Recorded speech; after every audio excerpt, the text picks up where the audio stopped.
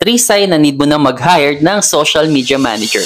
Hi, I'm Anthony, your social media manager. Tutulungan kitang maging maganda ang social media presence mo para makakuha ka ng madaming sales. Number 1, decrease engagement and reach. Ang mga pinopost mo sa social media ay mababa ang engagement. Ang social media manager kasi ay may kakayahang makapag-develop ng mga strategies para buhayin ang brand mo, pataasin ang interaction at palawakin ang mga pwedeng maabot ng mga bagong audiences. Number 2, overwhelmed with social media tasks. Ang isang negosyante ay sobrang busy na sa operation ng kanyang negosyo, kaya wala na silang time para mag-isip ng mga content. Kaya naman, ang mga social media manager na ang gagawa ng lahat ng yan. Sila na ang bahala sa pag-handle ng content creation, scheduling, posting, at engagement. Number 3, inconsistent branding and messaging. Hirap ang negosyo na mapanatili ang pare-parehong boses at mensahe ng brand sa iba't ibang social media channel. Kaya sinisigurado ng isang social media manager na lahat ng posts, response, interaction ay align sa brand na kanyang hawak. Kaya kung nahihirapan ka mag-manage ng social media mo, narito ang